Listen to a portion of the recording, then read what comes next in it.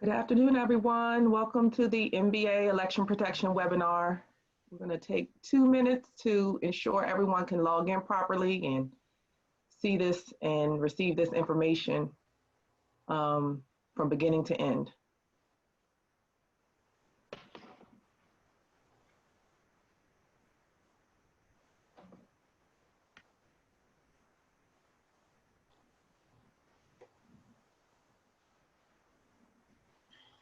Welcome.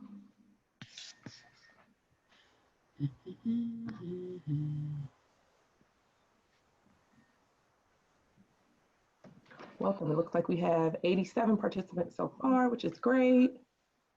Please join us.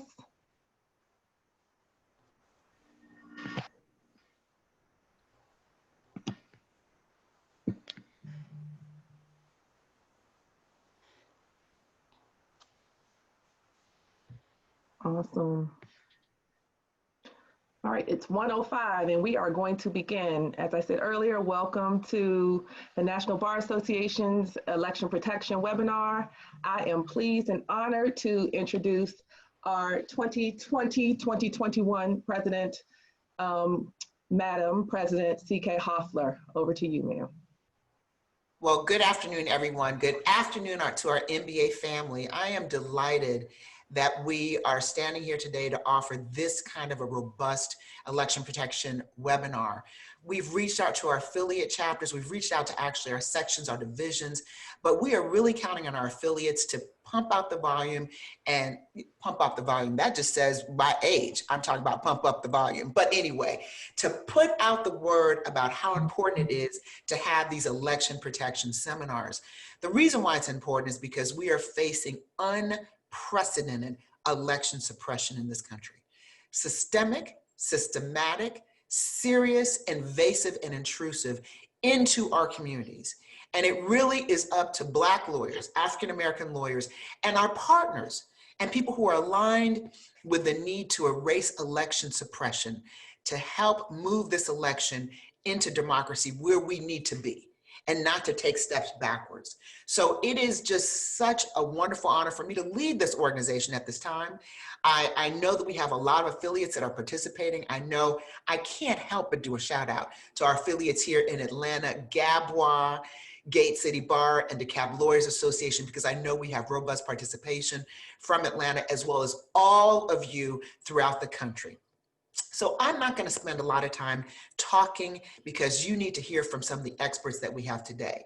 I just want to again let you all know that for my year, I've identified three pandemics that are all intertwined. One, COVID-19, which is the actual medical pandemic. But secondly, election suppression. And thirdly, police brutality. These are three pandemics that are plaguing our community. So when we talk here about the second of the three, election suppression, this webinar is designed to give you the kind of training, background information, so that you can go back into your communities and be proactive, very active, very aggressive, and being part of the solution. The NBA is going to do constant training between now and Election Day. And on Election Day, we're going to make sure that any problems that our election protection team with our coalition partners will be addressed on Election Day, because these must be free and fair elections, void from election suppression. But we know there are forces out there that are designed to prevent the free and fair elections in November. So against that backdrop, I'm going to introduce someone who I've known for over 35 years, Leslie Fields, and that would be the incomparable Leslie Fields. She is by far one of the leading environmental lawyers in the world. She is currently at the Sierra Club. She was one of the smartest people in law school that I knew when we were at Georgetown, but extraordinarily accomplished as an environmental lawyer.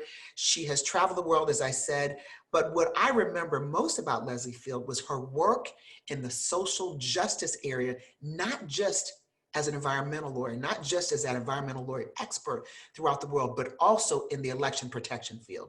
I remember when we graduated from law school, she worked at the Washington Bureau NAACP. She's always had her eye on election issues, on election suppression, and she's always practiced what she preached. And so it was really such an honor when she accepted, along with our president-elect, Carlos Moore, the charge to co-chair the election protection effort for the NBA this year. You all will hear from Barbara Arnwine, who is the guru of election protection. When she was at the Lawyers Committee on Civil Rights, she was the person who helped to design this robust program that we have, which is a nonpartisan effort. I just want to be clear. We're the National Bar Association. We have a 501c3 and a 501c6, so we are not involved in partisan politics. The elections protection effort is nonpartisan. We are not, the DNC and the RNC will have their lawyers that will be at the polls, but we are the lawyers, part of a group of lawyers, robust group that will be there protecting the right to vote, just as the late Congressman John Lewis on March 2nd of 2020, March 2nd of 2020, he and Reverend Jesse Jackson in Congressman John Lewis's office gave me the charge and laid out for me what they felt was important in protecting the right to vote. They laid out the charge for us and asked that we deliver this message to all of the 66,000 plus African-American lawyers in this country and our coalition partners. So against that backdrop, I'm going to introduce to you all again, Leslie Fields, who's going to take it from here and introduce some of the panelists for today's discussion.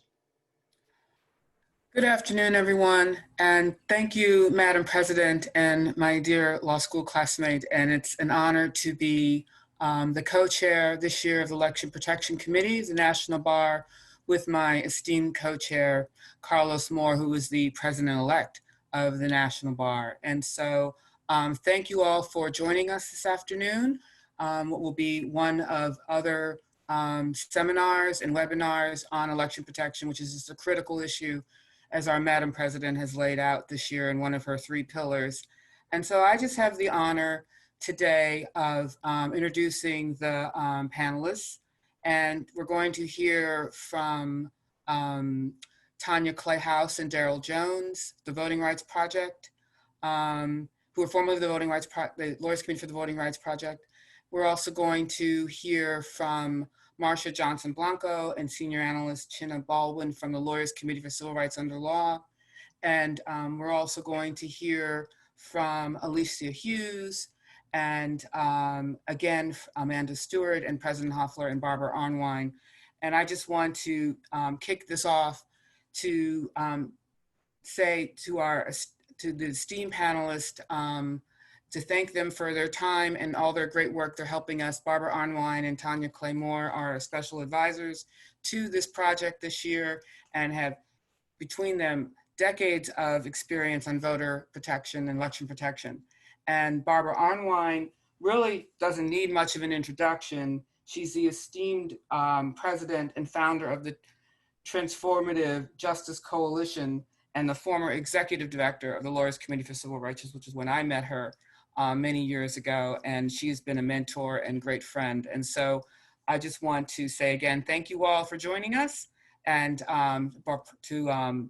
now heading this over to Barbara, and look forward to the participation of all the lawyers from the National Bar, and also the affiliate, and also our friends and colleagues who will join us doing this very, very important project. It is really critical for our democracy. Thank you.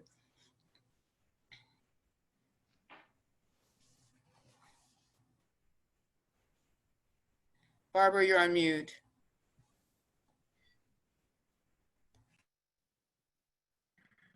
Thank you, Leslie. Thank you so much. And it's been a pleasure to work with you over these very many years on so many critical issues, especially on environmental justice and the protection of African-American, people of color, and low-income communities. You are an amazing leader, and I just want to thank Carlos Moore as president-elect. This election protection NBA committee has been outstanding and has met several times. How in the world can I ever thank President C.K. Hoffler enough for your leadership, for your devotion to the vote and to the right to vote and to our democracy, because that's what's at stake here, everybody.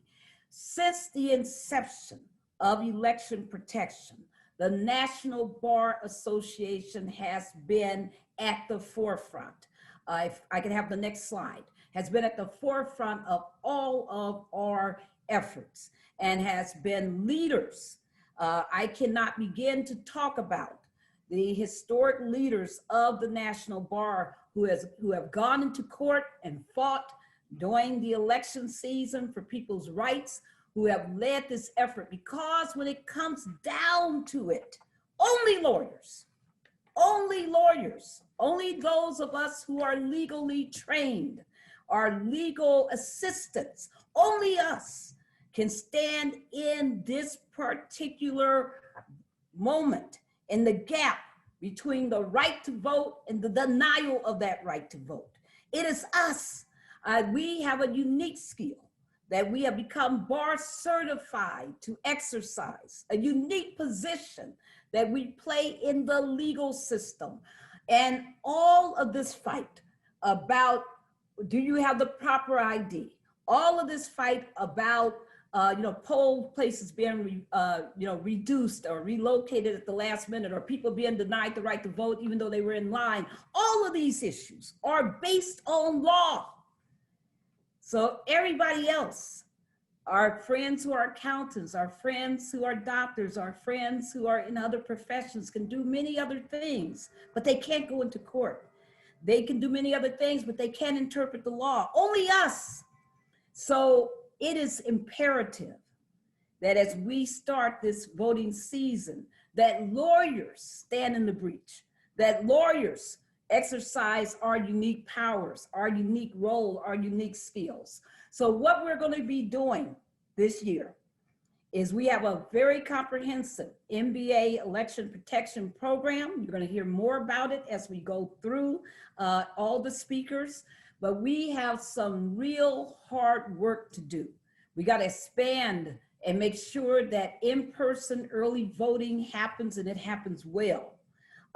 We know that based on the primaries, and oh my goodness, I'm surprised that President Hoffler didn't tell us about her horrible experience in Georgia during the primaries, but we know that so many people were denied, and so many people drove up and saw those long lines and heard that machines weren't working, heard that they had run out of ballots, heard about all these problems in Georgia, Kentucky, all these other places around the country. And our people were driving around looking for their polling places, all of these problems that meant that people just did not vote.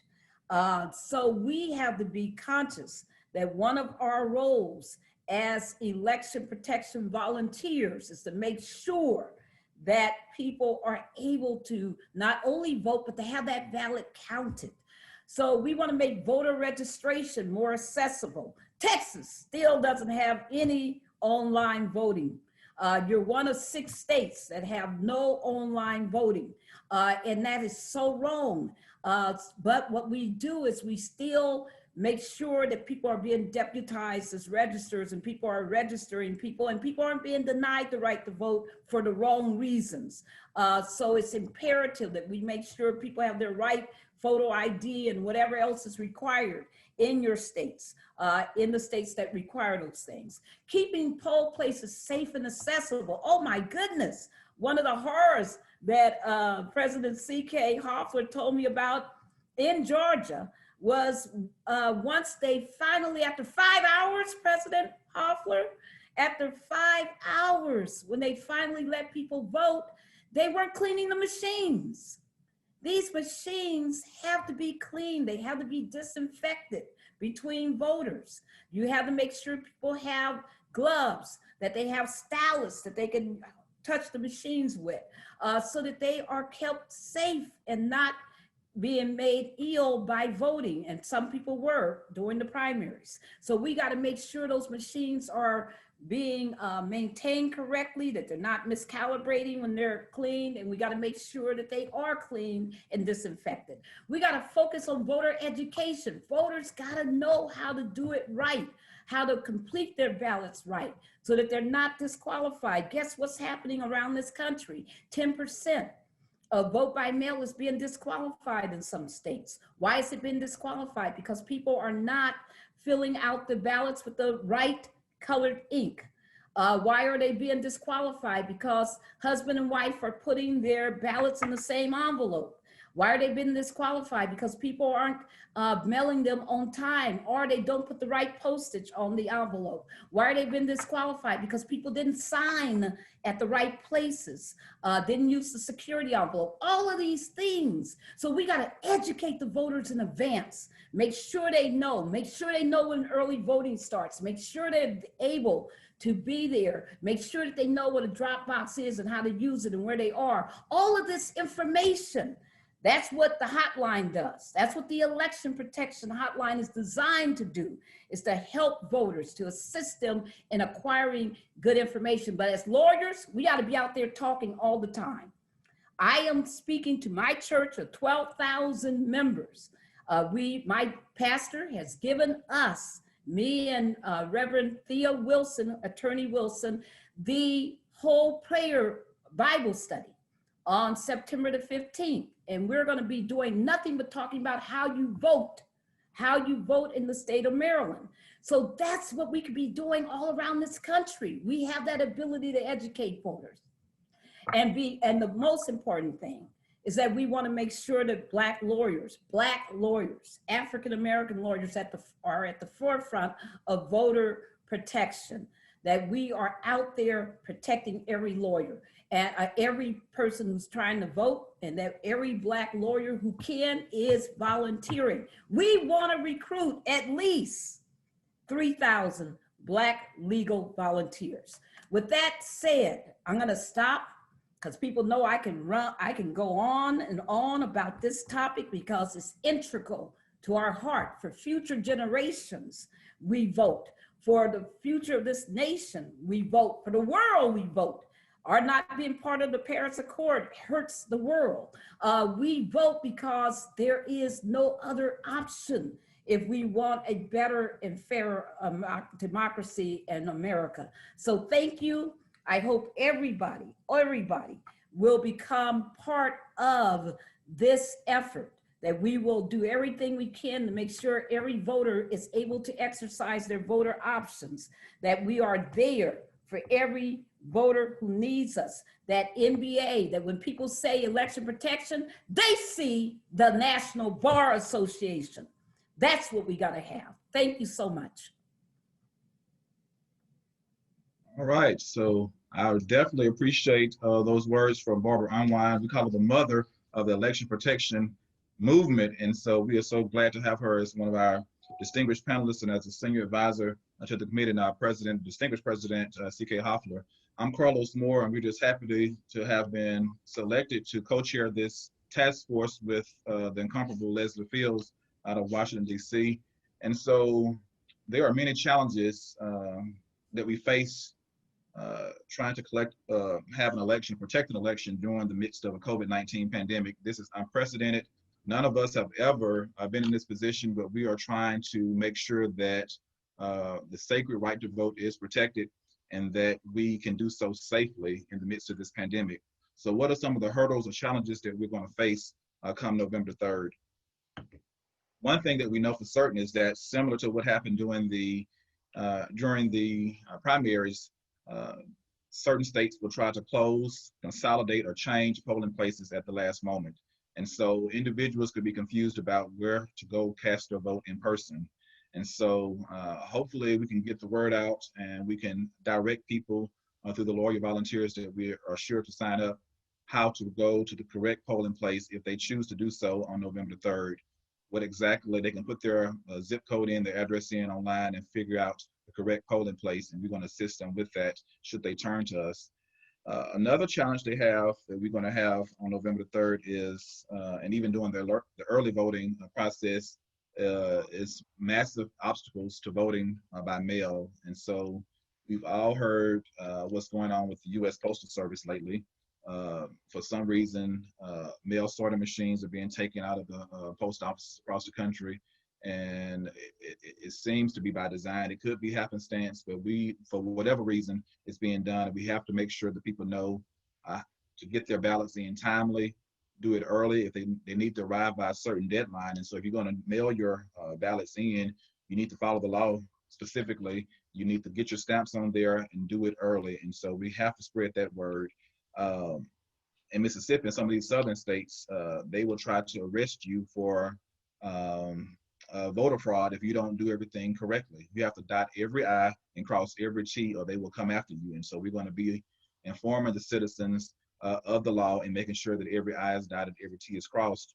We're also advocating that people take their ballots to the Secretary of State's office or to the Circuit Clerk's office.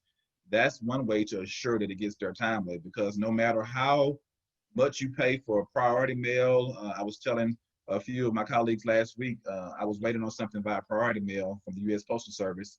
The person sent it to me, they paid for 3 days delivery.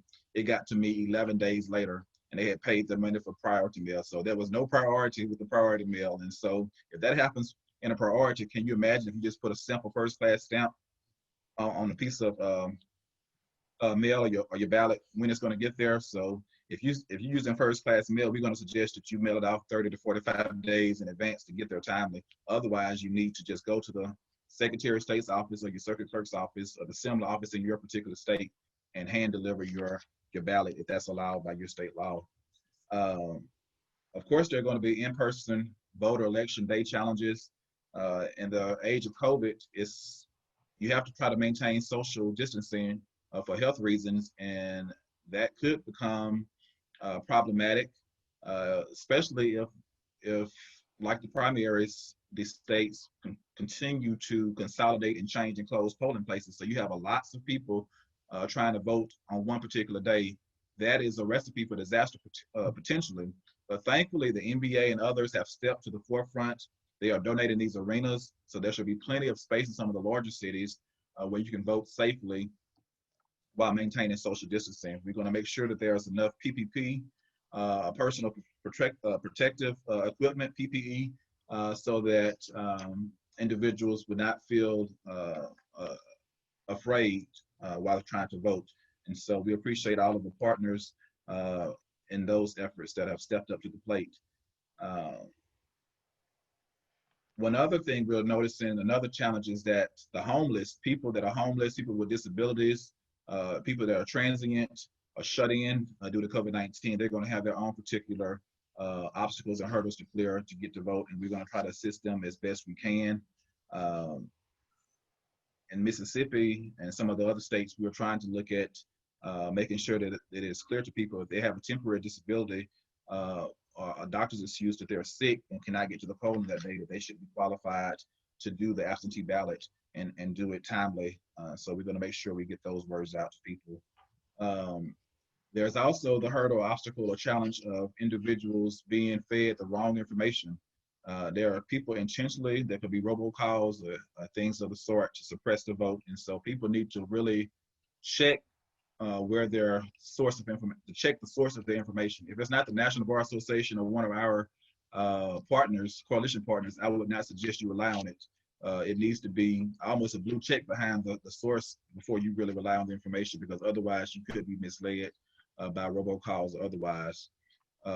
Poll worker shortages is another challenge we're going to have potentially, because lay people, lawyers, and all may be afraid to be at the polls in person on November the 3rd. And so we're trying to make sure that we have enough bodies, knowledgeable bodies at the polls in person. And then we're also going to sign up volunteers that's willing to work virtually, because in this age, sometimes you can be just as effective virtually. And so we want people to work and sign up and do what they're most comfortable in doing. And we will train individuals, make sure they're properly trained to be there in person or virtually to assist those that's trying to cast their votes. And then I've already talked about the funding shortages with the post office. And so that's another challenge we know that's out there. And so we are going to make sure that everyone is prepared to properly deal with that. And so we have a lot of work over the next 50 days to do to make sure that this is a fair and safe election. We thought that 2016 was something, and that was a mess of its own. But this 2020 election is compounded even more because of COVID. But we're prepared. There's no challenge too big that we cannot meet when we stand united. And so together we're going to stand and we're going to become united to make sure that this vote and this election is as safe and secure as possible. So I'm happy to play my small part, and here we turn it over to the next person. Tanya Clay House.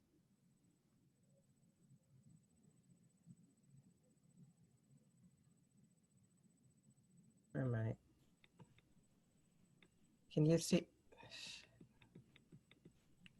Can you hear me? Yes. Okay, sorry. All right, thank you, Carlos. So again, my name is Tanya Clayhouse. I'm the Senior Program Officer for the State Infrastructure Fund, and I am happy to be here. I work with our voting rights portfolio, as well as which incorporates election protection, as well as our litigation groups. I actually just got off of a call with 12 of the nation's premier civil rights, voting rights organizations that are engaged in litigation, and to talk to them also about some of the work that's going on and how we're going to be supporting these efforts.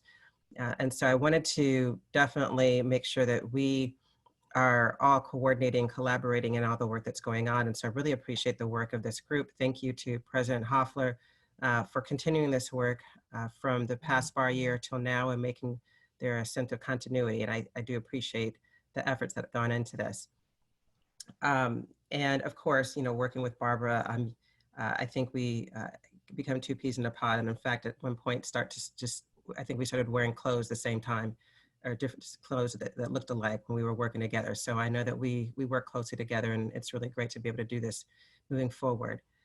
One of the things that I wanted to really focus on during this particular part of the session is that the Election Protection Coalition is in fact, hello, can you all still hear me? Yes. Okay, that the Election Protection Coalition is in fact a nonpartisan coalition. And as Barbara indicated, it was founded back in 2000 in order to rectify the oversight that was not being engaged upon, particularly upon our federal government. Since that time, things have evolved, and there's a lot of work that's going on throughout the years. And also since that time, we have seen rise up other types of efforts that call themselves election protection or call themselves voter protection. But some are partisan, and so the parties have also engaged in that work as well. One of the things that we want to highlight during this session is that we are working through the Nonpartisan Election Protection Coalition, and that in fact, this is something that we all have to be very mindful of because we are here to protect the vote, and we're not here to tell people who to vote for, how to vote, or how to cast their ballot, but in fact, how to make sure that they are able to be protected in whatever ballot or whatever person they choose to vote for. So there's a lot of work that goes into that. We're focused on centering those that are traditionally marginalized, those that are traditionally disenfranchised, those communities where we in fact have a high propensity for voter suppression. Oftentimes that correlates to the states that are usually considered battleground or swing states, but we are focused on where the voter suppression happens. So it's not just about winning for a particular party. So I want to emphasize that. So which that means is that I know that there are a certain number of states that the National Bar Association is focused on. And so we're very interested in trying to make sure that we get as many attorneys we can in order to assist the Election Protection Coalition. The coalition, again, is comprised of over 100 organizations, all working in a nonpartisan manner. And the work that's going on is something that happens throughout the year. And so while we're recruiting lawyers, we're recruiting lawyers to engage with the coalition, there's also other efforts that are taking place that I know that Marcia and China are going to talk about later. But beyond working in the hotlines, beyond working as local counsel within the states, that we also, as Carlos indicated, need poll workers, poll monitors. There's a lot of work that goes on throughout the year as well. And so something that I know that we have spoken about in different fashions in our committee meetings is that there indeed actually is a need to make sure that the MBA is really put in, is coordinating with the local coalitions that are working through election protection throughout the year. The work that I do in my day job is to work with all of these groups to help fund them. I've been immersed in this work for a couple of decades, and so I'm quite familiar with the organizations. The National Bar Association has not traditionally been involved in a lot of as a bar association in a lot of the working with the state groups, but we want to change that. We want to make sure that there's close collaboration that's going on with the state-based election protection coalitions that are also then working and coordinating with the national work that's happening. And so there's a lot of civic engagement tables that exist within your states that we want to make sure that representatives are connected with. There's also a lot of work that is happening, they said separately, not only through civic engagement tables with other organizations as well, through their faith-based communities. So all of this is part of a larger coordinating strategy. And the reason that we want to make sure that the MBA is engaged in this work is because we need you all as leaders, and we need you to help lead our communities as we're trying to protect that ballot, protect the vote throughout the year, and not just on election day. So we want to center that type of work, and we're really excited to be able to start this, move this process along now and early, because there's a lot of work that does have to be done. We've already spoken a little bit about some of the challenges and the changes that have occurred. We do want to make sure that, once again, that as whatever way that you decide to volunteer, that you can best help election protection through the MBA. We want to make sure that you are understanding of how to properly engage. And I know that some of that is going to be discussed from the Hatch Act, which actually is relevant to those that are government employees. But for those of you that are not government employees, there is, as I said, the difference between the nonpartisan work and the partisan work that goes on, the partisan voter protection efforts. That's kind of how I distinguish it. Election protection was really established as a nonpartisan entity and nonpartisan efforts. And so that is in the work that you traditionally hear about of the poll monitoring and the work that's going on in terms of engaging with election administration officials. Because of the changes that have occurred through COVID, a lot of this is going to be virtual, but we're still also going to have some people that are going to be roaming. And so we're going to need your help in figuring out how it is that you can best engage. We mentioned connecting with the grassroots organization, but there's also going to be, there's need to make sure that we're getting the word out through social media and different marketing campaigns that are also happening. So we want to engage and really immerse the MBA in the larger work that the Election Protection Coalition is doing throughout the entire year, so that you know that the MBA is a part of this coalition, this critical work that is being done all throughout the year. Last but not least, in an effort to maintain this coordinated role, I have been fortunate to be able to recommend and put forward a grant amount that will support the MBA Transformative Justice Coalition or Election Protection Fellow. And we are hopeful that everything will be filled very quickly and that this person will actually be responsible for helping to continually coordinate this work now, post-election, and moving forward throughout the year.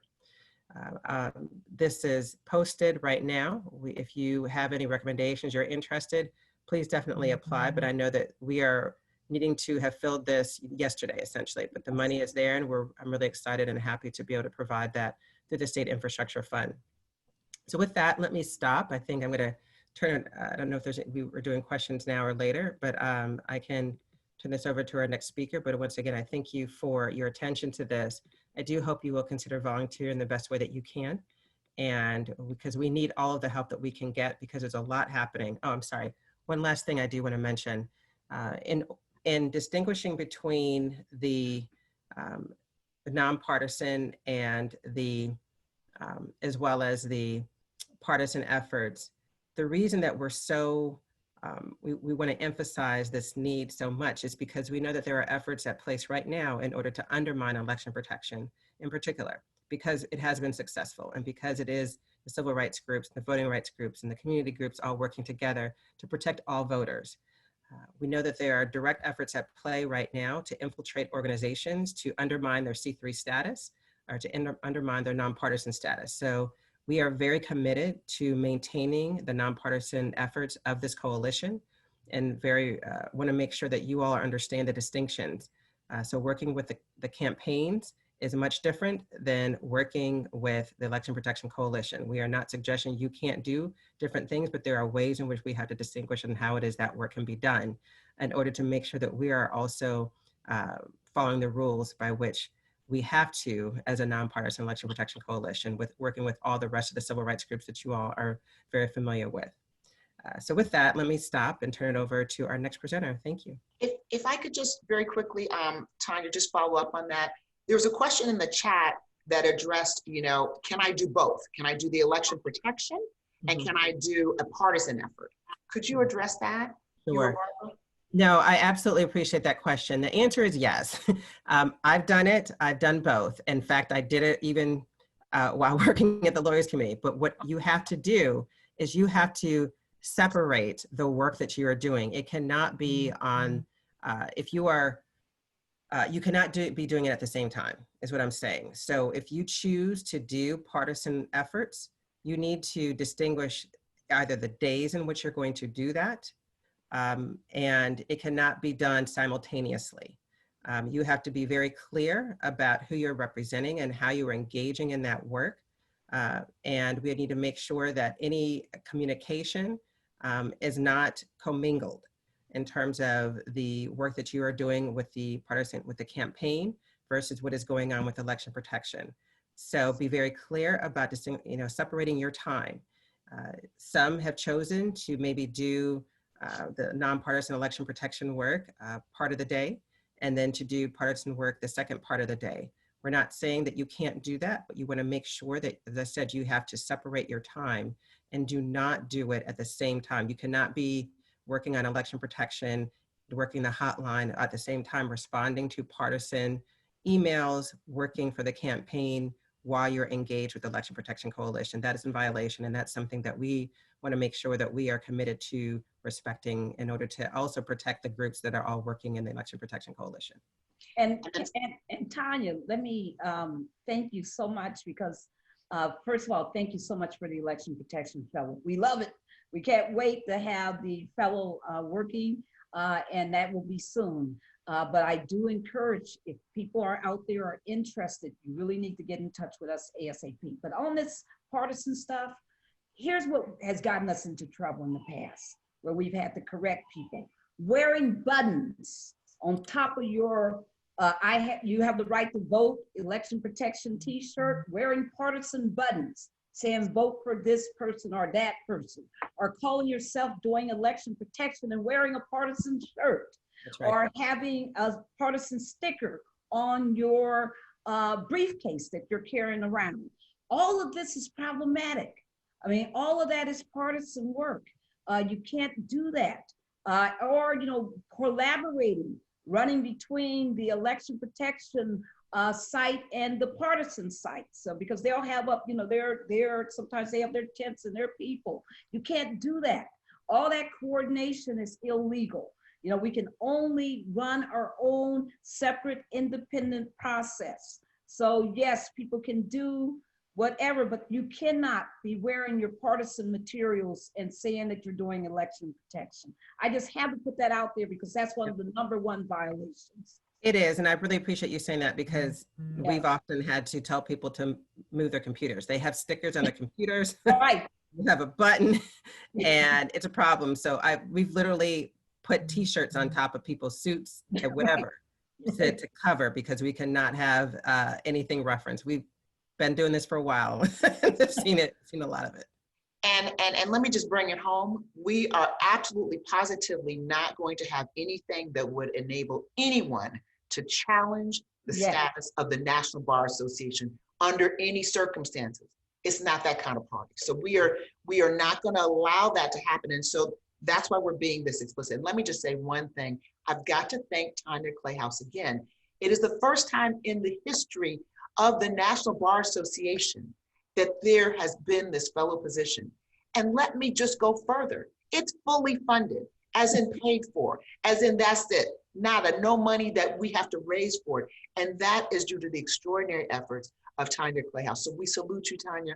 We thank you. We're going to respect the boundaries. We are in the final stages. I know that Barbara and others are interviewing, and I know we're in the final stages. And let's understand, this position is for a year, but it's critical right now because all of our efforts must be coordinated.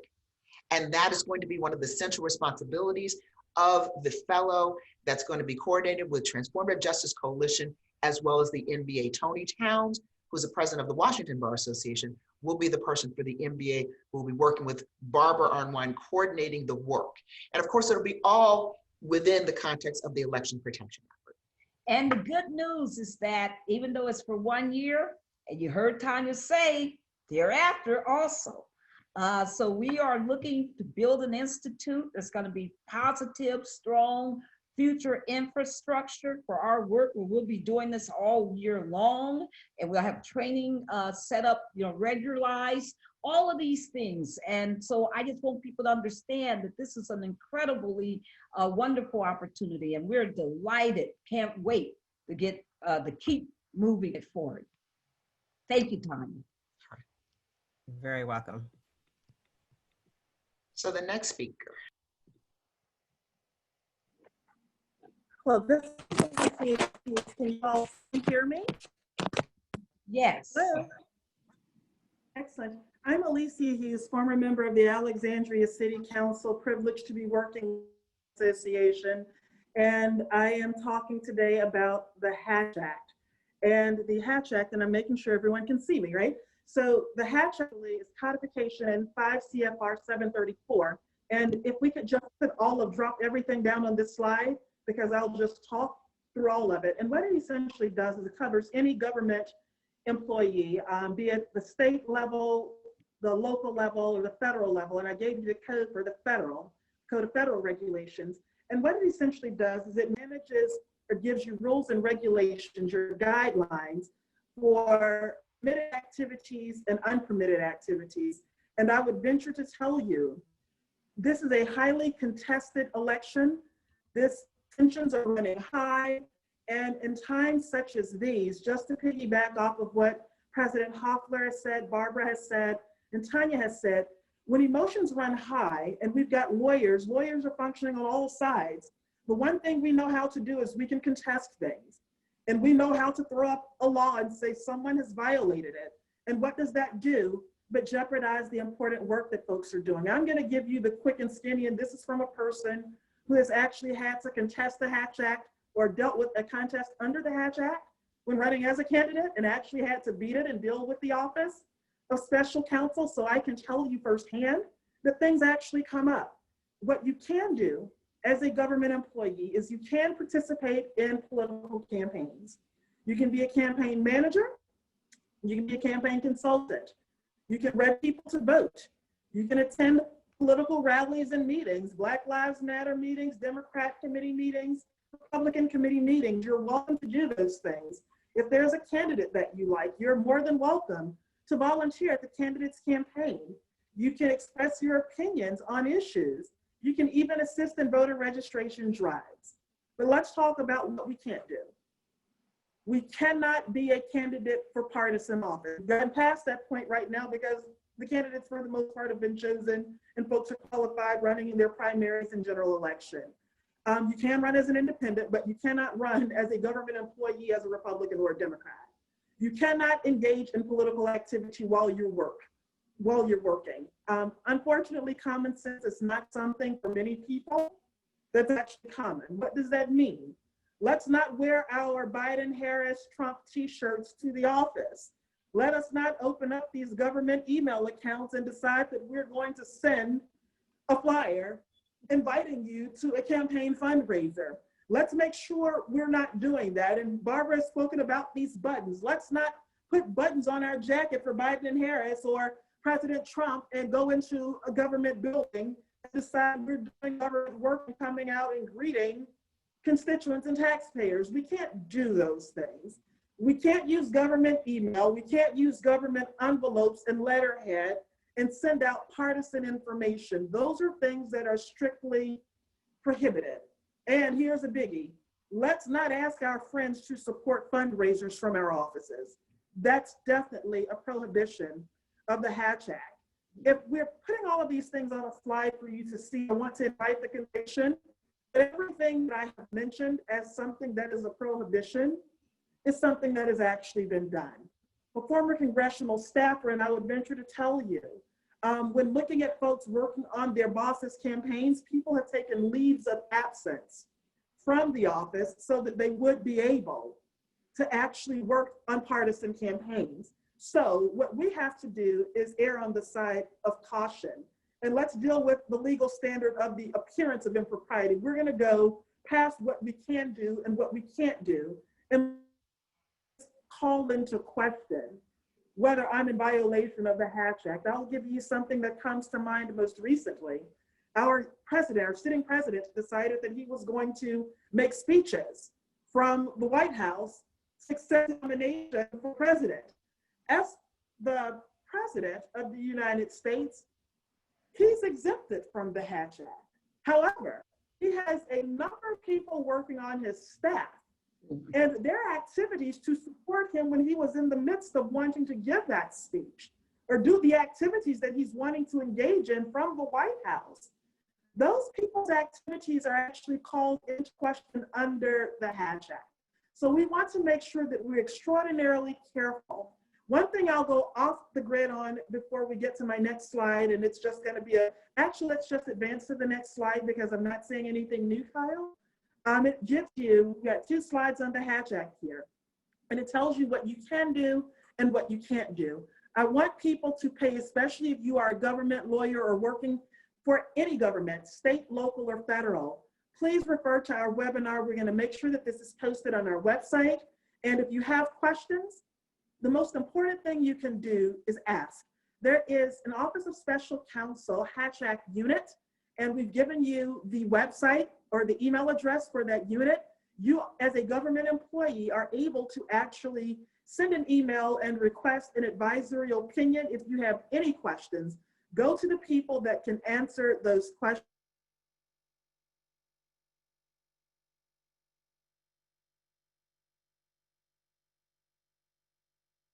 To make sure that everyone's work, and you can also send us questions in the chat here, and we're going to make sure that we get to everyone's questions one way or the other. We don't want anyone to leave with confusion or feeling as though they won't get an answer that they need. This is critically important work, and this coalition, the National Bar Association, we cannot be compromised.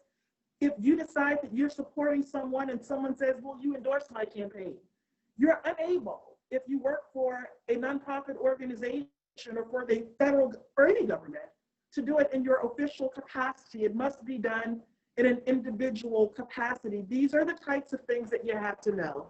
And my final closing point on anything with Hatch Act, anything with election protection here, do not show up at the polls on election day in campaign paraphernalia. In Texas, I think that the Texas Bar president has even said that Black Lives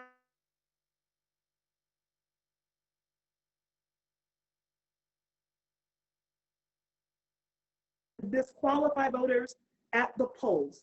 We cannot have our work undermined. The most important thing you can do is make sure that you're drawing a clear line between permitted versus non-permitted activity. If you're a government lawyer, I'm telling you, if you go to the polls, do not show up in a Trump or Biden-Harris t-shirt doing election protection work.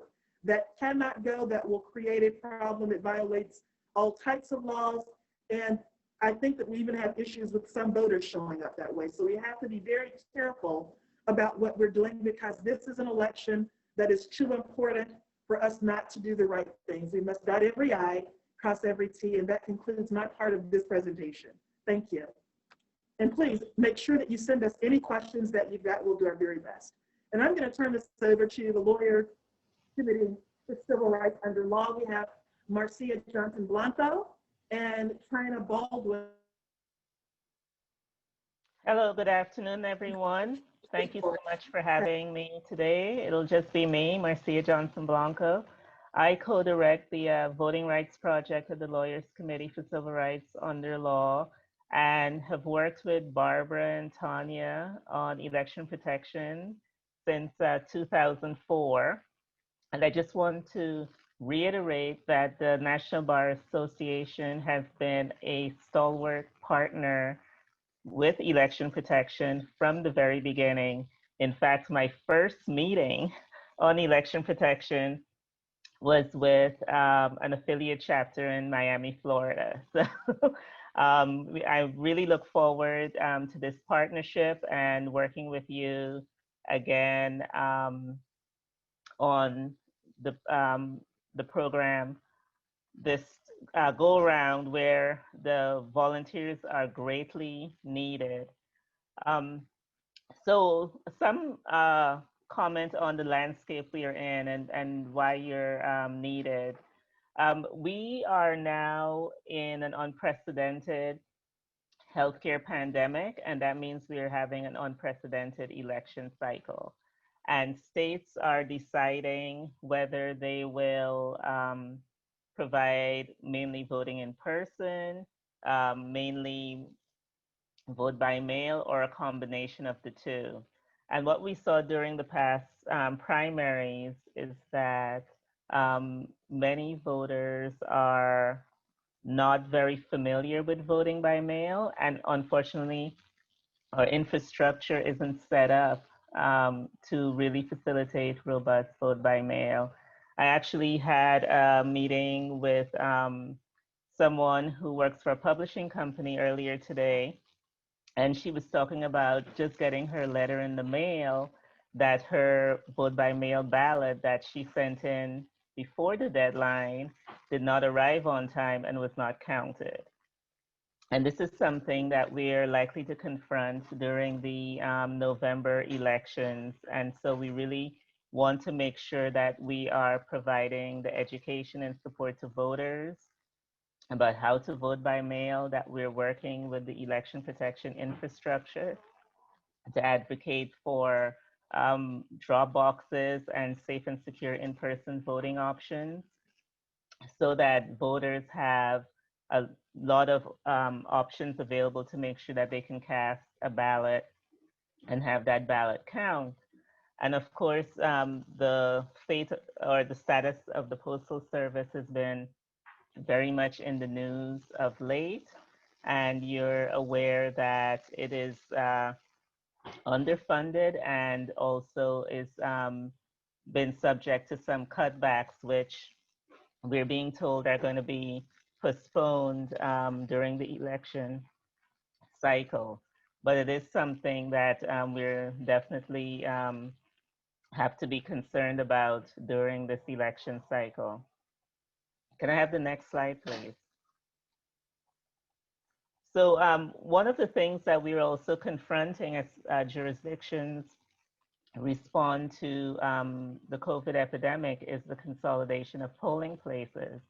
And we really are not aware of what is going to be the landscape in November as we sit here now. And as was mentioned, there's going to be a need for poll workers so that we don't have polling places closed or consolidated. And we also, one of the examples we saw in Milwaukee during the primary election is that polling locations were consolidated from 180 to 5. Now we understand that for the general election, there will be considerably more polling places available in Milwaukee, but those polling places are going to need poll workers. And so, that's one of the ways in which you all can volunteer. And you've also heard a bit about Georgia and the challenges that happened there during the primary, where despite the state sending applications, vote by mail applications to registered voters, because those voters didn't get those applications on time, they ended up having to vote in person at polling places that didn't have enough ballots, did not have enough poll workers, had broken machines, and that resulted in really long lines for voters. And we really can't have voters experiencing that level of exposure, particularly during a pandemic where they have to choose between their right to vote and risking a fatal health disease. Um, Next slide, please. So one of the things that we can do to help is getting the word out to voters, engaging community partners, making sure that we're providing resources for voters who unfortunately are going to have to endure long lines. As much as we'll try to mitigate that. We are advertising the program through all means, the election protection program and the hotline, including through yard signs, the 866 Our Vote yard signs. And we really going to be engaging and using social media to get the word out. But more importantly, we are going to be collaborating and organizing with organizations on the ground to ensure that we provide the legal support that voters are going to need on election day. Next slide, please.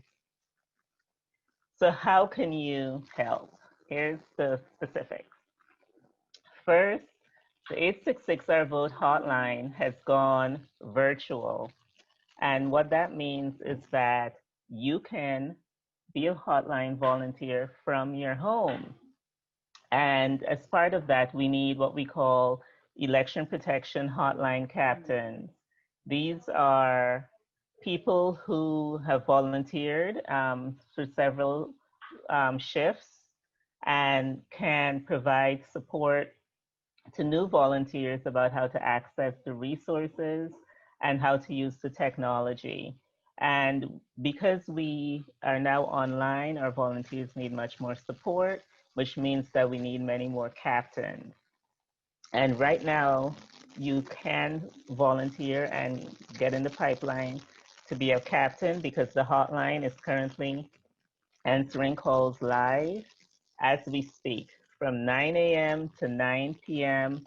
on weekdays and also on abbreviated hours during the weekend as well. So there's a lots of opportunities to volunteer now, get your shifts in, and really help us by being a captain during the voting period when not only the voters will need your help, but our volunteers will need the assistance in order to do the best possible job that they can. Next slide, please. So I talked already about volunteering. We currently have shifts listed on the election protection site on the WEDI Action website. There are over 9,000 shifts that are already listed that you can volunteer for between now and election day. And so we really can start right now. You don't have to wait. You can sign up and get ready. And if you volunteer now, as I said, you can really help us and support us by being captains for the hotline. Next slide, please. Another way that you can help with election protection is by serving as a rapid response lawyer. So what does that mean? It means that we are putting together an infrastructure to help voters should emergent litigation be needed. And so what that means is getting ready and preparing as best we can for imminent litigation that may arise on election day. And some instances in which we've had to have election day litigation is when polling places aren't open on time and we need to have extension of polling hours, or absentee ballots aren't being counted, or any myriad of issues that can come up during voting, right before voting, during early voting period that we could address through litigation and help voters to be able to cast a ballot that counts. And so we will be providing training on how to engage in this effort. The worst thing that can happen, and this has happened in past elections, is that we've identified an issue that could be litigated, but unfortunately we did not have an attorney in the jurisdiction who could bring the litigation. on behalf of election protection, and we want to avoid that happening. This is a very important election. It's an election in which voters are going to be, for the first time, voting in ways that they may not be used to. Jurisdictions are responding to a pandemic, not always in the most thoughtful way, or keeping in mind all the ways voters, what voters would need in order to be able to vote. And so we want to make sure that we can put our skills to work on behalf of voters and having as widespread network of attorneys as possible who can help us with this. Next slide, please. Being a poll worker or a poll monitor, in addition to the hotlines, in addition to the rapid response program, we also have opportunities to be a poll monitor. As was mentioned, states are still trying to figure out what that is going to look like, whether it's mobile or in person. But we know that there will be in-person voting opportunities, and we will need to have people on the ground. More importantly, also being a poll worker is going to be really important. We're pushing for safe and secure in-person voting options, but if we don't have enough poll workers to support voters, then we can't have and insist that those options be made available. So we really encourage you to also sign up to be a poll worker if you can. Next, please. So that is it for me, and I'll turn it over for you to learn some more about how you can sign up as a volunteer. And we look forward to working with the NBA network on engaging you with election protection this year. Thank you. I just wanted to add one thing, and thank you so much, Marcia, for your magnificent presentation. And I love that chart that you had. Just so you know, we're also going to ask you, if you all want to sign up through the NBA, you can do that, but just know we're coordinating. This is all going to be coordinated. So don't feel like, oh my goodness, if I sign up here, I can't sign. No, that is what we are doing. We are coordinating whether you sign up directly through the National Bar Association, whether you sign up through the Lawyers Committee. We are working very closely with Transformative Justice Coalition. We're coordinating all these efforts. The key is to have, and I told Barbara, our minimum target is 3,000 lawyers. I'm in the 5,000 and 6,000 and 7,000 lawyer zone where we're going to get those lawyers out there. So the key is to sign up, because there are multiple ways that our lawyers can help. Multiple ways, through our affiliates, and we have identified the 22 worst states for election suppression. 22 worst. We know where they are because we have coalition partners. Barbara Armline can sit off the top of her head and listen without looking at a sheet of paper. We have in our group, our election protection group, that level of detail and that level of expertise as to how to address these issues. So I just wanted to throw that in there so that people wouldn't get confused about which list, how to do. That's our job. Our job is getting you where you need to be so that you can help. And our last point on that is we also have partners as in corporate partners and law firm partners that are also involved in sponsoring. For instance, if you're one of the lawyers, that would be part of a litigation team. The research work that needs to be done, having access to the resources where you would have free access to the research resources. So we got you covered on that. But I just wanted to bring closure to that so we didn't have any confusion floating. And so, you know, this is one big, well-orchestrated and coordinated effort. And if I may also add, President Hoffler, because I think it's so important for people to know, and I've been watching the chat and some of the questions that are coming up. And one thing I want everyone to know that Marcia said is that there will be training offered. We don't expect you to walk into the hotline or walk into the field road or walk into the rapid response. We don't expect you to walk in there already, you know, the best experts, especially for the hotline, especially for the field program. Actually, for the rapid response, we do want experts. But what I want to point out is that there's training, and the training is extensive and it's good training. And you will, come out of the election protection training feeling really, really capable of doing the roles that have been assigned. And we want everyone to know that. And in addition to that training, President Hoffler has made sure that during Wiley Branton that's coming up, that we in October, that we will also have extensive training. I mean, really in-depth training that we will put on as the NBA election protection. And we're working with Tanya and others, and we're scheduling other training events. We will have more of these webinars. We're gonna go deeper each time. So I don't want people to think that there won't be the support and the backup to you. Will these slides be available? Yes. We intend to make sure that you have that capability. Also, what you don't see, and you will see later on today, is that we're posting a calendar, our NBA 12-week calendar, that you'll see how we're running this entire program from now until Election Day and thereafter. You'll see how we're running all this work. So I don't want people to think that that we're not, really out here planning. We've already done this planning. We've had the calendar for 2 weeks. We're posting it today. It's the public calendar. It's not, well, it's for our members, that is, but it will not have, some level of detail because we can't disclose everything we're doing. But you will see what you need there. So I just wanted to make that point because people are inquiring, and I want you to know that this has been very thoughtfully put together, and Marcia Johnson Blanco and the Lawyers Committee have been extraordinary partners. If I can add, this is Tanya. I will send this through also to President Hoffler and through the committee.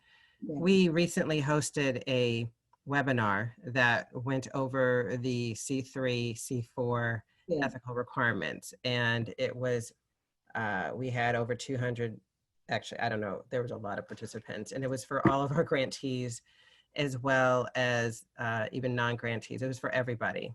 It was extensive, and we did this to reiterate, just to clarify questions that you all may have, and also as a precursor for any potential issues that may come up.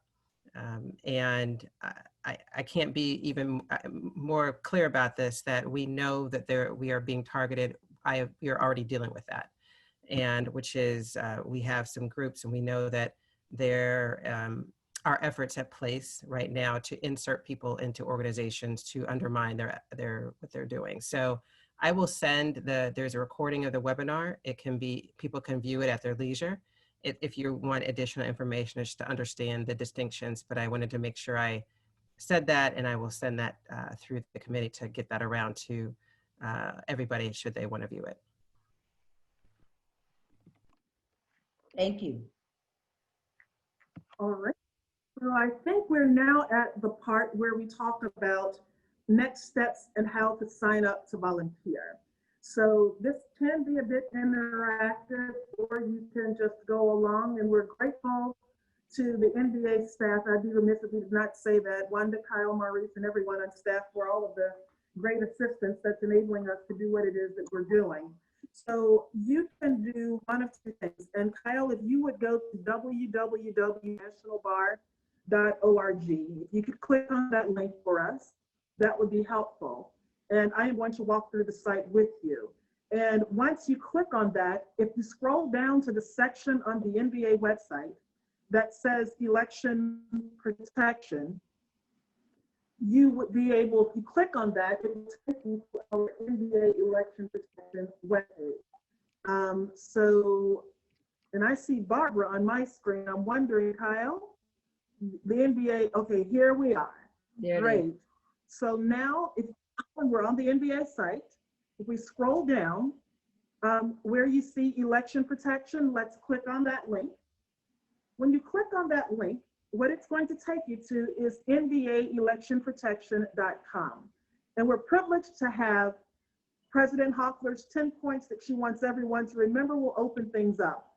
But what we really want you to do is to scroll down, and when you do, you're going to see let's see here, volunteer opportunities overview, just to give you the information. If you click in column 1, at the very top of it says volunteer opportunity. When you click on that, it opens a document. This document is very important for people who've missed the webinar because it enables you to see quickly different volunteer opportunities and gives you an idea of the time constraints for each one of them. Okay, so let's get out of that and go back. When you click on Hotline Lawyer Remote, it opens up the chart that you've seen on a slide.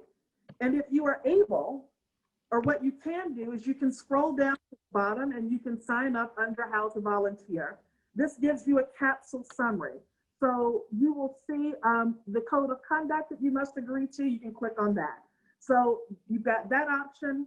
And then where it says How to Volunteer, you can click on that link and it can take you directly to We the Action if you're interested in volunteering for hotline work. So that link, the hyperlinks are active there. It will do that for you. What we want every lawyer to do that is associated with the NBA, it's something we've not done as well in the past that we want to be better about. We need to be our own clearinghouse because we have 100+ coalition partners. We want you to sign up through the NBA first. So let's go to column 2. Column 1 gives you the overview. If you go to column 2 where it says register to volunteer through the NBA, let's click on that. It will take you automatically to our information with how you are able to sign up and fill in all of these fields. We will share this information with our partners, but it's important that we're able to catalog all our volunteer efforts also. So you click here to register through the NBA and you fill out all of the fields on the form, and that would be the greatest starting point of all. What it enables us to do in the event that you should need some guidance or some help working with our coalition partners, it enables you to get to the NBA and for the NBA to get to you, and we'll be able to share this information with all of our partners. President Hoffler has mentioned that we are raising funding sources to ensure that we can continue this great work. How wonderful would it be to say we have over 4,000 lawyer volunteers and we've cataloged over 16,000 hours for election 2020, and our billable rates on average for the $100 plus an hour. And this is how much money we've given in pro bono services as an organization. That is where this is going, in addition to simply doing the good work of the organization. So you see here on our website, it's the one-stop shop. You're able to fill out this information. We will be able to share this with partners if you were to stop here.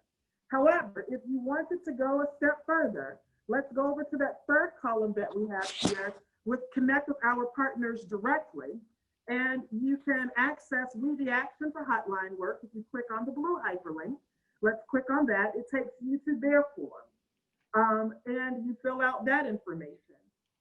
Or let's back out of this and click on our hyperlink for the Lawyers Committee for Civil Rights Under Law. You are able likewise to click on this, and what Marcia has been talking with us about. You're able to actually get there where you can volunteer to be a poll monitor or a rapid response lawyer, and you can do these things through the Lawyers Committee for Civil Rights Under Law. So you have multiple ways. We want to make sure that everyone who wants to volunteer can do this with relative ease. We prefer that you do this through the NBA first, because we will be able to follow up with you. We'll be able to coordinate that fellow we've got. We'll be able to track. We'll be able to assist you if you run into any snags in the middle of the road. We are a family. We work together. We play well with others. And we want to make sure that we're able to field your questions. If there are any questions, please drop them in chat. Feel free to send them directly to us at electionprotection@nationalbar.org, and we'll do the very best that we can to answer those questions. This concludes my process of showing you the different things that the website can do, and it has the capacity to do many things. But I think filling out a form at Oaks, Kyle, I'm very sorry. Let's scroll down to the bottom. Let's go back to screen sharing and go back to that website. At the bottom of the site, if you have any questions, there is a way that you're able, let's scroll down to the very bottom here, and you see a note from our special advisors to the president and our chair. Keep going. We will have some Black Warriors Matter swag, and we'll be following up with that later. But here, you see, let's go back up to, scroll back up just a little bit for us, please. There are fields where you can put in your name, your email address, and any question that you may have. It comes to us directly, and we'll be able to get back with you within 24 to 48 hours and answer those questions. So hopefully this is informative, and if we don't want anyone to feel lost in the process. That's our big deal with this, and that's why we really want you to be home with us, and then we'll go out from there and make sure that we're doing good for all of the folks to protect the vote. Thank you. Wonderful. Thank you so much, Alicia, for walking us through it. And I just want you all to know, this is the first time that we've coordinated it this way with the MBA. So we know that it's going to be just absolutely incredible in terms of the amount of support that we get, the amount of funding that we get. We have members that are asking how they can contribute, because one of the things that we're going to do at the MBA on election day and with early voting in various jurisdictions is helping to provide protective gear. So the face masks that have NBA, this one has my firm's thing, but have NBA logo. And we have to say National Bar Association logo because we know that the National Basketball Association is doing a great deal as well. And we're partnering with them. So then we've got the face shield. You know, we know we're gonna look some kind of way if you're gonna vote in person, but we just gotta do it because we have to vote. Gloves, hand sanitizer, all of these things, many NBA members want to participate. The key is for you to do it at your comfort level. If you're not comfortable going to the polls and doing that, we're okay with that. There is something for each one of us to do. There's something, if you are an expert researcher, if you're a retired judge forever, you know how to do these things and you think this would be a great challenge. You can sit at your computer and help and make a meaningful impact on the election protection process. There's something for everyone. If you just want to give money because you just, you know, it's just burn a hole in your pocket. Oh yes, we will. You can give money for the election protection effort because we need to make sure that hundreds of thousands of people who don't have the ability to buy this protective gear, who don't have the ability to go to the polls, that need transportation, that they benefit from the National Bar Association's coordination and work and resources. That's what this is about. That's what protecting the right to vote is. So I think at this point, I don't know if there are any more presentations, but I want to do my 10 pointers. For our team, let me just right now thank Amanda Stewart from the Cochran firm. She's just been tremendous. She's Carlos Moore's chief of staff, just tremendous in pulling together this PowerPoint presentation. I also want to thank Wanda Flowers from our office in Washington for her tremendous work as well. Maurice Foster, our interim executive director, and Kyle Jordan, my goodness, who is running this whole platform. We need to thank everybody because it takes a family, it takes a team effort. We're not leaving anyone behind. Together we rise as one National Bar Association. So I'm going to leave you with 10 pointers. Forgive me if you think this is so basic, but I just want to do this because I think it's important for us to have these 10 tips. One, reach out and touch someone. Get people, at least 5 people registered to vote. 5 people. 2, refuse to be denied. What do I mean by that? On election day, before election day, when you see election suppression, it's so important to reach out. That's why we're providing this training and these tools. Barbara Arnwine talked about the Wiley Bratton Conference in October. We are simultaneously doing training in 22 states. So your state, inevitably, because we have chosen these states where there's the greatest amount of election suppression and also where we have a robust National Bar Association presence. Why? Because we need our lawyers, National Bar lawyers, and other lawyers who are coalition partners to be able to implement and execute. So refuse to be denied. If there's a problem, call 1-866-OUR-VOTE. You're going to see this over and over and over again. 1-866-OUR-VOTE. If you experience issues voting. 3, recruit volunteer poll workers. You may not feel comfortable doing it, but you may know some other people that want to be volunteer workers at your church, at your organizations that you're participating in, and they're expressing it. As lawyers, we are the servant leaders and we are the leaders in our community. So we can take that information, again, funnel it through the National Bar Association, and we will ensure that we get all of that information coordinated so that everybody can be a part of this process. Volunteer, be a volunteer to drive someone to the poll. We know in Kentucky, where our affiliate chapter played a critical role in coordinating not just people getting to the voting stations, but also getting them water, getting them food. It was very, very oppressive to close 97% of the polling stations.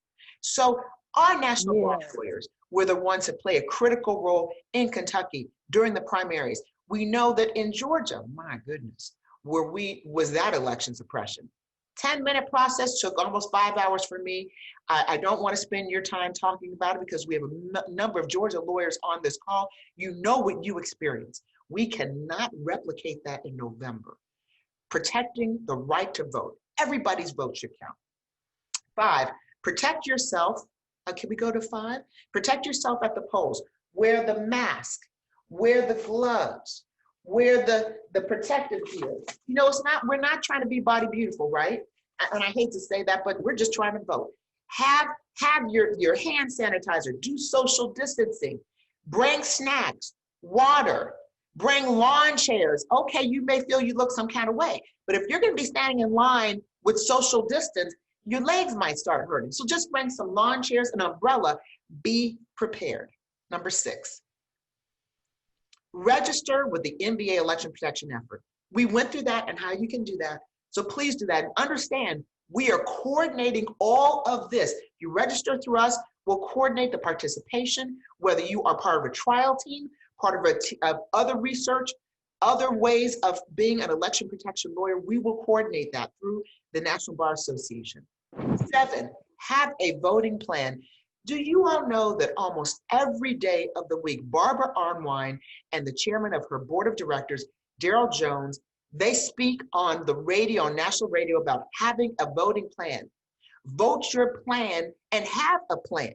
We can't do a what had happened was scenario. We cannot have that scenario. We can't say what happened was, I thought I was going to, no.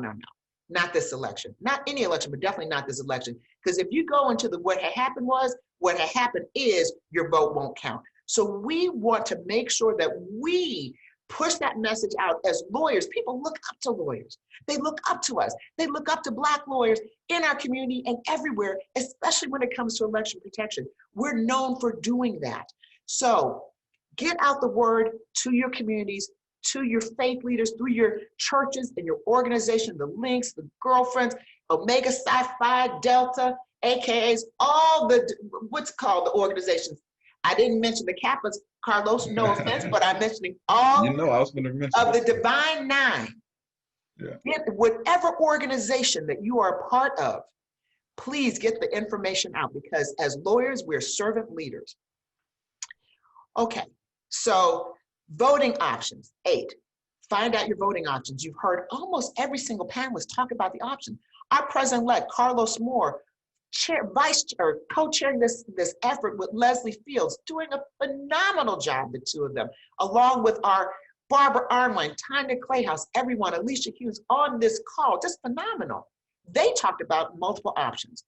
Vote by mail. Well, we know people in our community don't trust vote by mail. Why? Because we've been jammed with that. I'm not saying don't vote by mail, but if you do, make sure you fill out every single thing. Don't jump over question 8 and 9, talk about you're gonna come back. Fill out 8 and 9. Make sure if your jurisdiction, if it says on the envelope, it has to have a stamp and it needs to be, or there's another envelope that's got to go into, you must be in strict compliance. Find out if there's a drop box in your community. Find out all of that information. If you plan on voting in person, maybe you'll consider early voting. That could be a safer option. Why? Because it'll be over multiple days. You don't have to stand in line on election day, but if you stand in line on election day, have your walking shoes on, have all your protective gear, and by the way, cover from head to toe. We have to treat COVID. We are all running from COVID. We're not concerned about how we look when we vote. And we won't look crazy. I had a Gilligan's Island hat on with a Velcro shield. I didn't even know where I got all that stuff. Velcro shield, a mask that had ventilation on the side, 2 pairs of gloves. I had water under my arm in a backpack, hand sanitizer, had the gloves and hand sanitizer, because you have to touch the machines. You might see people 6 feet apart, 10 feet apart if you need to, but protect yourself. Multiple ways of voting. Reach out to the state election officials. That's really important. As lawyers, y'all can reach out, ask the questions.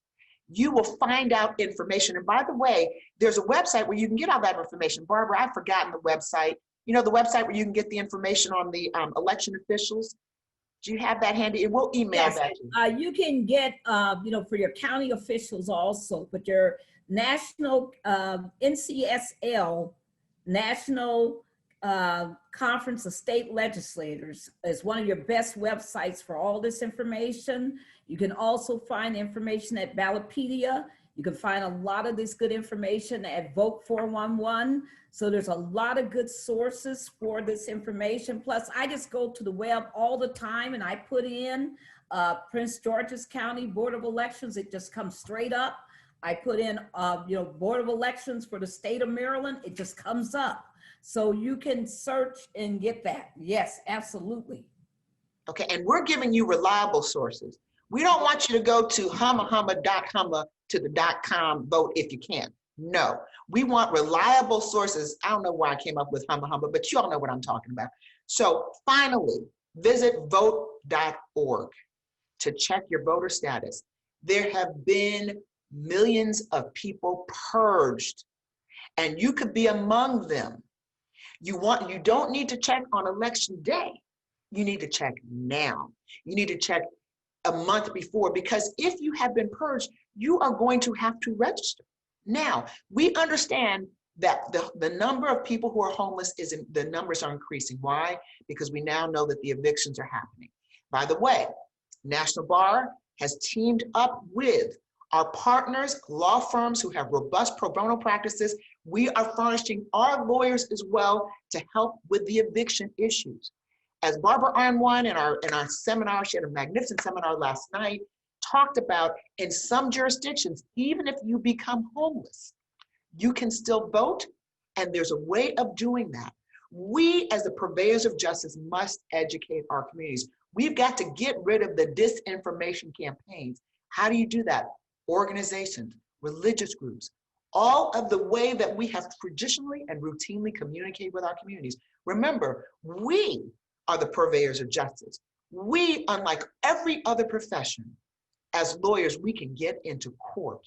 People rely on us. They trust us. As Black lawyers in this country, each of us has a duty. We don't have the right not to do it. People died so we'd have the right to vote. So what we're doing here is advocating that we protect the right to vote. Nothing more, nothing less. And there are many ways you can do that.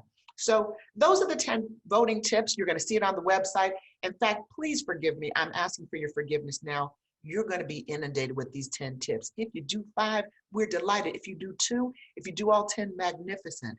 You're voting for our future. You're voting for democracy. And if you have children, you're voting for your children. Look at those 9 and 10, 11-year-olds or 18-year-olds like my son who will vote for the first time. Think about the children, your grandchildren, your nieces and nephews, all those young kids who are feeling some kind of way about what they don't know what this is. They don't know what it is to vote.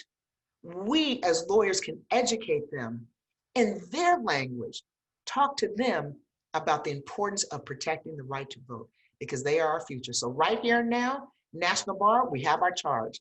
I am so excited about this. I have to thank Carlos Moore again, our president-elect, Barbara Arnwine again. You've got to thank the mother of the election protection movement. We just got Barbara Arnwine, mother of election protection. Alicia Hughes, thank you so much. Wanda Flowers, Amanda Stewart, Marcia Johnson Blanco, who am I? Tanya Clayhouse, Leslie Fields, the co-chair, and just thank all of you, most importantly, for joining this webinar. And if you need us, we are there, because that's what we do at the National Bar Association. We're there for each other in times of need. So thank you. And if we may, we do have a couple of questions, President Oh, Hofler, absolutely. that we would like to answer just really quickly, and I'm sure others would like to jump in. I can start it off. Okay. One of the big questions that several people asked was they wanted to know if you already signed up with the Lawyers Committee, or if you already signed up with We the Action, which is the portal for the Lawyers Committee for the hotline volunteers. People wanted to know what do they do to make sure that they're giving the MBA credit. Now, Marcia indicated that for anyone who's new, that you can go to the Dropbox and indicate that you're with the MBA. That's very important. But I want everyone to also know, if you already signed up, come back and sign up with the MBA too, because we want to track every MBA lawyer. We want to track your time that you give. We want to make sure that at the end of the day, the story is told correctly, that we tell the story about what our lawyers did. So please, if you already signed up, please still come to the MBA portal. The other question was, if I collected a whole list of my affiliate members, can I just, give you, can I just, do one dump? No, you got to put it, we need that in for each person. If you have somebody enter all of them individually, that's fine, but they're going to have all that personal information for them. So we urge you to have each person individually sign up. That will help us tremendously. The other question was, is the hotline still training? Always. We will train until we are at the pinnacle of the election cycle. The hotline training through We the Action, through the other sources are there through the election protection. We will continue to continuously train. And as I mentioned, the MBA, we're going to be doing our own training also. So I don't want people to get confused about that. One question that came up, Marcia, are you still there?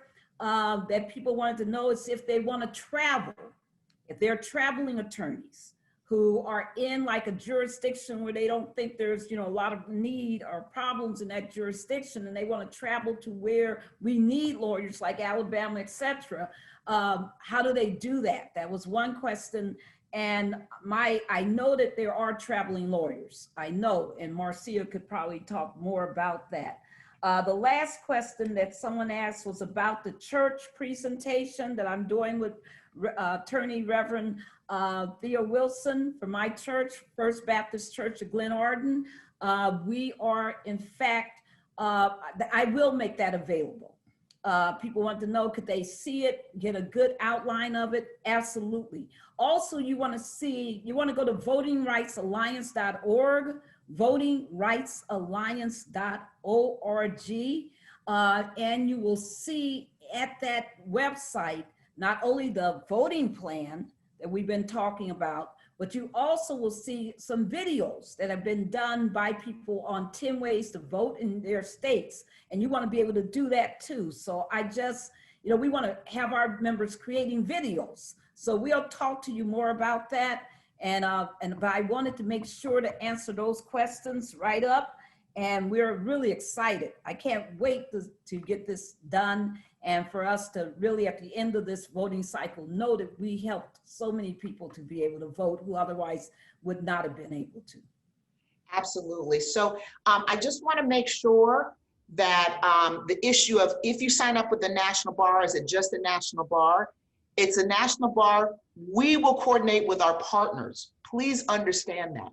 The whole purpose is for us to have widespread participation and for everyone to be included, especially our members to be included. And so we want to be able to track and monitor. I just want to, because I see multiple questions in the chat about that. So just want to clarify, because you said, is it just the MBA or others? We're doing coordination for our MBA members with our coalition partners, because we want to make sure that we meet you at your level of comfort in the things that you want to do, that you were doing that as members of the National Bar. And so, and we're the reason why we have us all on the line here is so that you know there is this collaboration. We're double checking, triple checking with Marcia Johnson Blanco. I just want to say we're double checking with Barbara, with all of the entities working together. That's why we have these coalition groups, because it is when there is successful coalition and coordination that you have success. Because we want to have a symphony in harmony. We don't want a cacophony and all that kind of mess. We want to be coordinated, because that's how we can make a difference and protect the right to vote. I think we've answered all of the, and I see that we have past president, Demetrius Shelton, did I see? Yes, Demetrius Shelton was gonna participate. I wanted to make sure that we had any questions. He's offered to help any way he can. We won't even hang up this phone without calling you. We appreciate all that you're doing also with the census. And for all of those past presidents who are very, very active in this effort, we appreciate you. We appreciate your guidance, because each of you played a very important role with election protection. That's why the NBA has such a robust election protection program. We're just taking all that to the next level. We're in a virtual platform, and we want to just go, we want to be off the chains, as the young folks say. So if there are no other questions or contributions, hello, this is Marcia. I just added to the chat that if anyone is interested in traveling, I did put my email address in there. Please reach out to me specifically, because it really depends on the partners in the state's ability to support partners, and particularly in the age of COVID, partners on the ground are trying to figure out what the on-the-ground program is going to look like, and their ability to support in-person opportunities. And I can help funnel that information to anyone who's interested in traveling. Awesome. And then also we may have partners, sponsor type partners who might be interested, if it is safe and if it's appropriate, helping with travel. We've had some discussions with a couple who have said that, so long as it's part of the election protection effort. It can't be part of any partisan effort. Right. It's got to be part of the nonpartisan election protection effort for those partners. And President Hoffler, also, can I just say a special thanks, a very special thanks to Alicia Hughes and to the NBA staff who have done a great job of getting this portal up. You know, Maurice coming in as our new executive director has been fabulous. Wanda Flowers, Cal, just, you know, the whole list that you mentioned earlier of just amazing staff. And Alicia has really given her heart to this. Amanda Stewart, you've been wonderful. Thank you. I just also, you know, wanted to say to everybody that you're going to hear about this coming up, that we're marching during early voting in several states. When I say we, I mean the Transformative Justice Coalition, but President Hoffler has indicated NBA will be right there with us. Absolutely. Because, you know, a lot of people just miss it. You don't know that so many of our elderly, our Black elderly, they have no internet. You know, they have no, 90% of all the state outreach is being done by the internet. Come on. You know, most of folks don't have that. They don't even, you know how to mark some of these ballots. They need us. And so what we're doing is we're really working on making sure that we have these marches, these John Lewis Good Trouble voter awareness marches all over the country. And we are organizing them. Again, if you go to votingrightsalliance.org, you'll see the flyer with all the marches listed to date, but we want to have them everywhere. So we're looking for volunteers and everybody to help us in that effort. But I just want you to know that people don't know what's going on if we don't tell them. Our voter education role is so key this year. It's the most important ever. So let's do this. And thank you, President Hoffler. Thank you. Okay, this is great. All right, till we meet again, everyone. Thank you. Thank you. Bye-bye.